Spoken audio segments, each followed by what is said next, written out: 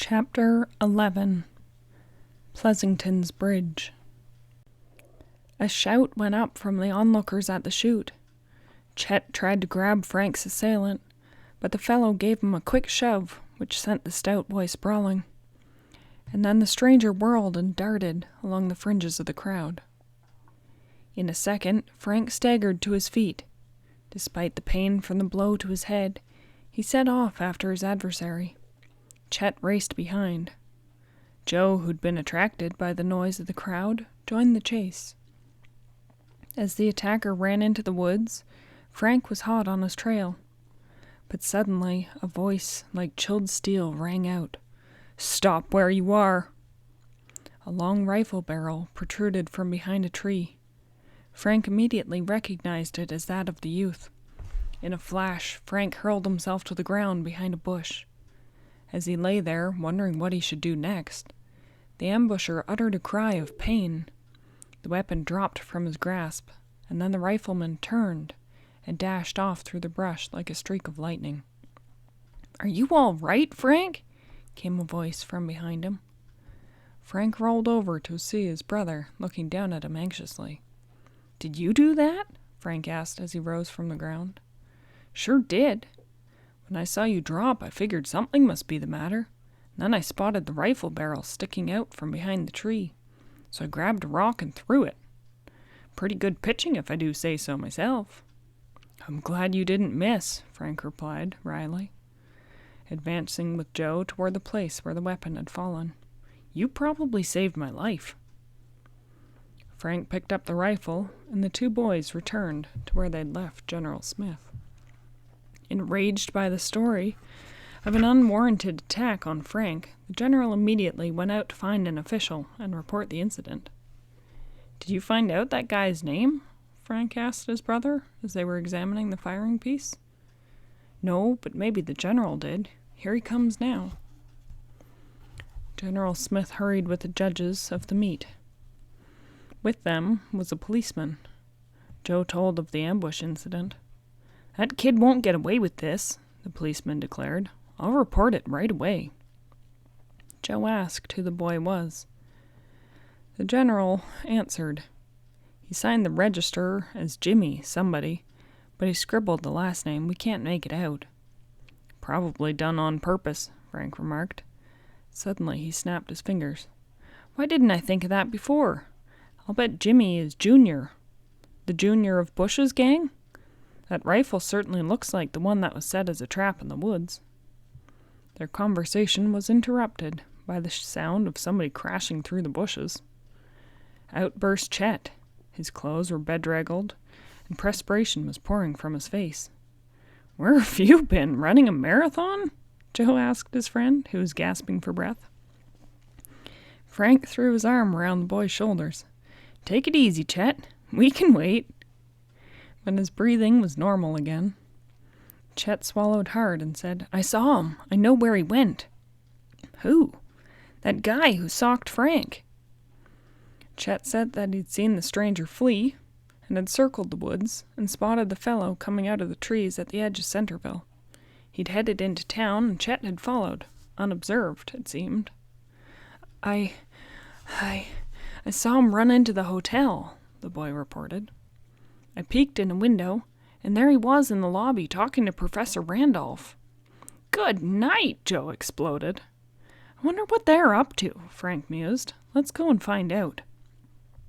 Leaving the judges, who promised to send Joe the prize rifle, which he'd won by default, the boys and the general hurried to their car.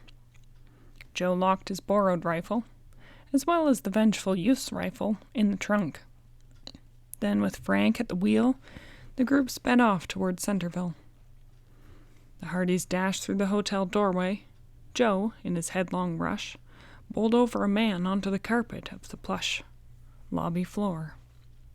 "Oh, sorry," the boy said, bending over to help the man to his feet. "Professor Randolph." The man brushed off his suit coat, straightened his string tie, and glared. "Watch where you're going. You're going to hurt somebody." "Do you want to hurt somebody?" "We don't," Frank spoke up.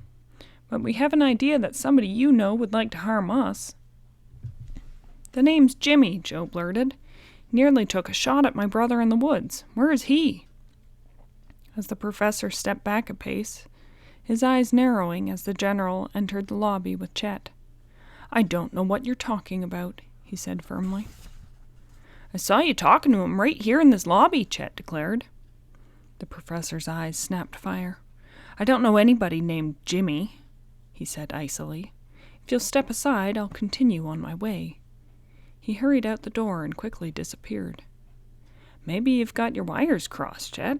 Saw him talking to somebody else," Joe said. Chet insisted that he was not mistaken. At his suggestion, Frank checked with the desk clerk, who verified that Randolph had been talking to the young man. The clerk's description of the youth fitted Frank's assailant. The three boys went into the hotel washroom, where Frank bathed the bruise on the side of his head. "We'll have to go back to the museum if we want to get a hold of Randolph again," Joe declared as they returned to the hotel porch, where General Smith stood waiting. But Frank thought that they should get to Pleasanton's Bridge without delay. The general settled the matter. "You fellows continue your search for the gold," he said. "I'll go to the museum and I'll investigate this man Randolph." The general grinned. "It'll give me a chance to find out how much I've learned from you Hardys about detective work." After a quick lunch at the hotel, the boys set off once more for Pleasanton's Bridge. Frank drove to the new span and parked the car behind a huge old oak tree, hoping that no one would notice it. Presently they reached the pile of rotting logs that had once been a cabin. All was peaceful. Rocky Run gurgled and churned musically around the smooth boulders scattered along the stream bed. "Let's take a rest," Chet suggested. "This heat is killing me." Frank remarked that it was no place to be caught napping. "The more we keep our eyes open, the better it'll be," he said. The boys went on. About 15 minutes later, they came up on 2 stone abutments on either side of the stream. They were completely covered with vines and moss. "We've found Pleasanton's Bridge," shouted Joe, running toward the ancient stonework. "Now for the bandolier." Was the clue to the lost gold somewhere within the massive piles of stone and mortar? The boys wondered this eagerly. Or had someone else already found it? "We'll have to go over each stone individually," Frank said. "I may as well start on this side of the water." He began to work on one part of the abutment. Chet and Joe decided to cross over to the other side. They stepped carefully on large rocks and made their way to the opposite bank. The shady coolness of the stream and the overhanging trees was a welcome relief to the perspiring boys. They feverishly began to examine each rock and crack in the old structure. "I guess they built this thing to last 1,000,000 years, Chet called out as he climbed higher on the pile of stones. But Frank was too busy to reply. His hands felt the rough surface of one stone after another. His knife probed every moss-covered crack between the ancient building blocks. Occasionally, a piece of the abutment would fall into the stream with a loud splash. Frank found a loose section of mortar and pried away at it. Like a thin wedge of pie, the mortar slipped out, leaving just enough room for Frank to slide his hand into the crevice. His finger found a small opening in the stone. "Joe, Chet, come here!" "Find something?" "I think this stone will come out," Frank called excitedly. "Help me chip away the rest of the mortar." The two quickly came to his aid. Using sharp rocks and their pocket knives, the 3 boys speedily cut away the crumbling cement that held the stones together. Frank tugged at the stone with the hole in it. The stone moved a fraction. "It's coming!" he shouted. With a sliding, grinding sound, the big stone was yanked from its spot where it had lain for decades. Quickly, Frank peered into the gaping hole. "I see it!" he cried hoarsely. "The bandolier!" End of chapter 11.